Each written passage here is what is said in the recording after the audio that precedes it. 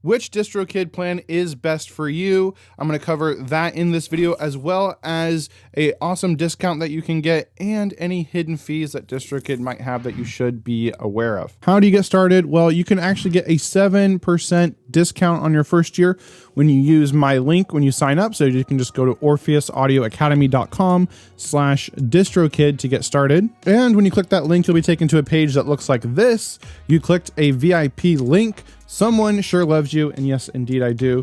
And you can enjoy 7% off your first year when you sign up now. So here you can put in your email, password, and sign up. And then once you sign up, you're gonna be taken to this page here where you can choose a plan. And there's 3 different plans here you can choose. If you're just a beginner and you're just looking for a simple, easy, and affordable way to get your music onto streaming platforms, then you can go with the musician plan here. So it works out to only $1.92 a month, or about $23 a year.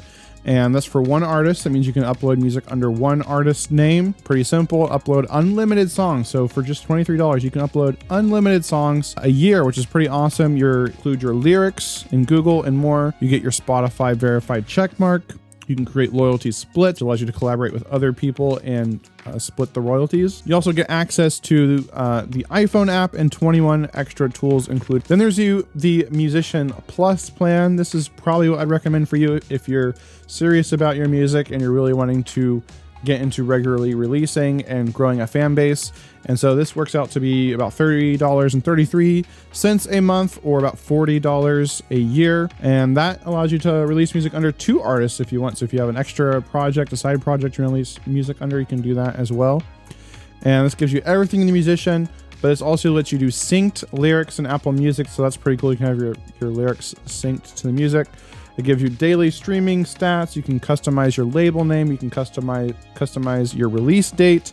So again, that's an important note there. If you sign up for the musician plan, you can't customize when your song releases. You have a customizable pre-order date too. So that's good if you want to launch a pre-order campaign, or you want to help increase your odds of getting on a Billboard chart or something. And by the way, I have a full video walking through how to get on a Billboard chart. I'll link to that in the description below. And you can also customize your iTunes pricing. Then there's the Ultimate plan, which you probably aren't going to use that unless you're wanting to release music under a lot of other different artist names, or you're wanting some of the extra bonus tools that DistroKid now has.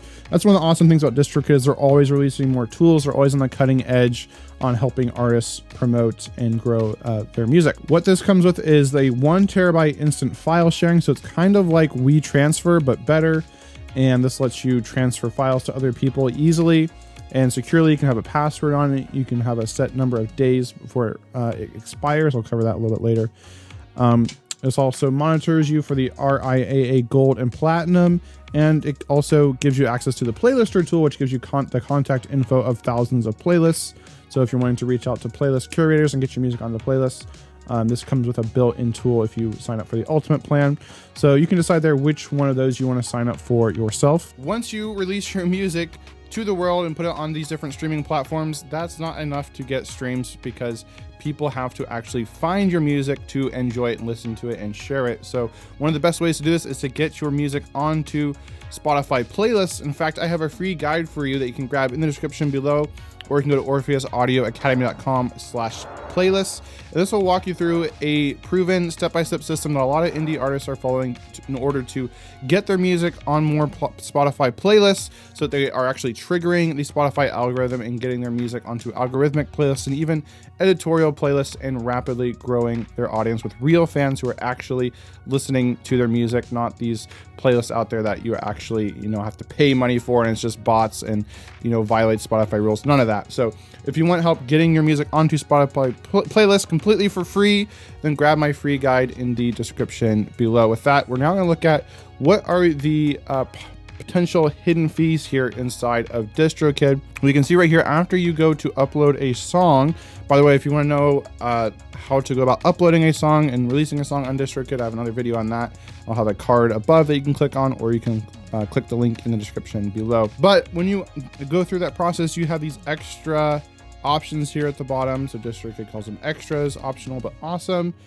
Definitely optional, not so awesome, I would say. So number one, you got this discovery pack here. So add this single to the global databases that people use to match music and artist information. This includes like song recognition and millions of automobiles. So there's different things used in Billboard charts, blah, blah, blah, blah. I don't think this is really important at all. You don't need to spend an extra $1 a year on this, right? If you are working to actively grow your own fan base and stuff, this isn't something that's really going to come in handy unless you're a giant artist already and people are hearing your music everywhere, in which case you probably already have tools in place to allow your music to be discovered. YouTube Content ID, this is a controversial one. A lot of people say you should get this because if your music is being used in YouTube videos, you want to be able to get a cut of that revenue. But again, I don't see this as being very relevant for indie artists. I'm a YouTuber myself, and I use all my own music in my videos. I know a lot of YouTubers go to databases that they can sign up for, and one is like called Epidemic Sound, where they're using they're paying like one monthly fee, and the other one's like artlist.io, and they can use music from there, or they're using the free music and YouTube as well. So you're not really seeing YouTubers use music that, you know, they don't have a license to anymore, because they know they're going to get their revenue taken. They don't want their revenue taken from them. So this, I don't really see this as really that important unless you're maybe you're a huge artist and you got people using your music, in which case you probably, again, already have working with other companies that do this for you, or maybe you'd want to sign up for this at that point. But this, I don't see this as being really relevant for most people, so it's not worth it. I know other people will criticize DistroKid saying, hey, this streaming or this distributor has YouTube Content ID built in for free. You don't have to pay the extra, and so that's why you shouldn't use DistroKid. But that is such a minor thing, and really maybe something you shouldn't be using either, because if you are, you know, locking down all your songs, that actually discourages people from using your music in their YouTube videos. I've had someone use music in their YouTube videos before, and I just went to them and said, hey, can you just mention my music in the description, or let people know where they can find my music and how to link back to my website? Because I think that's more important than, you know, a few pennies from the YouTube ad revenue. It's better to get exposure and have people, you know, go and find my music that way. And so if you have all your content locked down with YouTube Content ID, it's actually discouraging people from using your music in their videos. I'd rather people use my music. So this isn't really a big one for me. This isn't like a deal breaker for why you should or shouldn't use DistroKid. In fact, you might be better off not using YouTube Content ID at all, even if you have the money for it, or even if it is free with your distributor. Then the store maximizer here. So DistroKid will automatically deliver this single to new online stores and streaming services as we add them, which is often, you got different streaming platforms and stuff coming up. I've never paid for this. I don't see this as necessary because if I go up here to my music, you can see how these lists of stores gets longer here over time, because when I first released my music back down here, I guess they didn't have, like, TikTok wasn't a thing yet. So I could go and edit this if I wanted to. So I can go down here and I can say add to more stores if I want to after the fact. And see, we got TikTok commercial music library free. I guess I own 100% of the publishing. I can add it to whatever these other stores are, just that you have the rights to these. I don't even know what any of these things are. But so you can see I can go back after the fact and add these if I want to for free. Add. I guess you want to pay $8 a year just so that's done automatically for you. I don't really see that as being that valuable, especially when, right, you're already getting all the major platforms anyway. Really, it's like Spotify, Apple Music, YouTube. That's what really matters. So you don't need the store maximizer. Social phone, don't need that. This is actually a tool that I recommend. You get actual phone numbers from your fans, so you can text anyone. You can do like mass, group texting, because texts do have a 98% open rate, which is far superior. Like social media, maybe like 3% of your audience, or 2% here it says will see your posts. And email is a lot better. Maybe you can get 20, 25, 30, 35, even maybe 40% if you really have people locked in on your audience, of your fans opening your emails. I mean, if people don't open your emails, they're going to see any email you send them in their inbox, even if they don't open it. So email marketing is huge. Highly recommend email marketing for sure.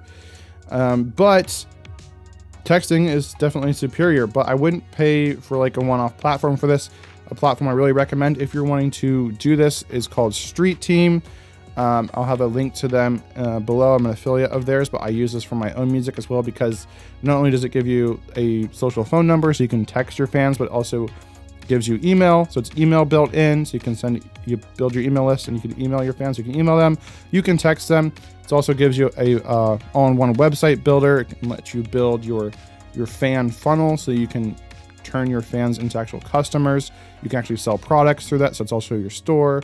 It also gives you social media schedulers. You can schedule content across a whole bunch of platforms all inside of this. So it's basically the ultimate all-in-one customer relationship management tool for musicians. So I highly recommend it, and it also saves you a lot more money than if you're buying all these tools one at a time. It's all in one place. So definitely check this out. You can get a 30-day free trial when you use my link. You can go to orpheusaudioacademy.com/street team, and I'll also have this linked below. So if this is something you're interested in, I'd recommend using that tool rather than buying social phone here and spending $13 a month. Loudness normalization, this definitely shouldn't be necessary if you're mastering your music, right? This just says it optimizes the audio for streaming services per Spotify's recommendation. You don't need this because if your master is louder than -14 dB LUFS, which it probably should be, because for other platforms and like CDs and stuff, you want it to be a bit louder. Spotify's already going to go and normalize everything and turn down your tracks to be at the right level. So I don't know why this is on here. You definitely don't need that. Leave a legacy. This one is could be something you might be interested in. So DistroKid would never delete the single, even if you cancel your account. This is something a lot of people complain about. I've never had a problem with this. I guess just make sure your card's not declined. Just keep your card updated. If you want it to, make sure that it's going to be left on forever, even if you die or something, then what I would do is just like after you've released a bunch of singles, just go and release an album with all those singles included in it, because you can do that, right? If you use the same ISRC code, so you can have all those singles be included in one release as an album. Then I would go and click leave a legacy on that album, so you could release 20 singles or whatever, have a 20 song album that you then leave a legacy on, so you're not paying for each single. Then there's like a toenail clipper, definitely don't need that. Kids book, don't need that. Music video distribution, I don't see that as being a huge thing if you just want to have music videos playing on other platforms like Apple, Tidal, or Vivo. You can use this, but I don't see that as being really valuable and helping you. So people make a big deal about all these extras that DistroKid has, but I don't see any of these as being necessary. So I don't see these as being really hidden fees. None of these are like necessary things that you need. You don't need any of these things, so don't click any of them, and then you're not paying anything extra. I've never used any of these with my music, so there isn't really any hidden fees in here in DistroKid, in my opinion. So that is DistroKid's pricing, hidden fees, and discount. Again, if you want to sign up for DistroKid, be sure to use my code. Go to orpheusaudioacademy.com/DistroKid, and you can get 7% off your first year's membership with DistroKid. So I highly recommend that. DistroKid, this is what I use for my music. Maybe your needs are different, and you can check out the other streaming platforms. There's a bunch of great ones out there.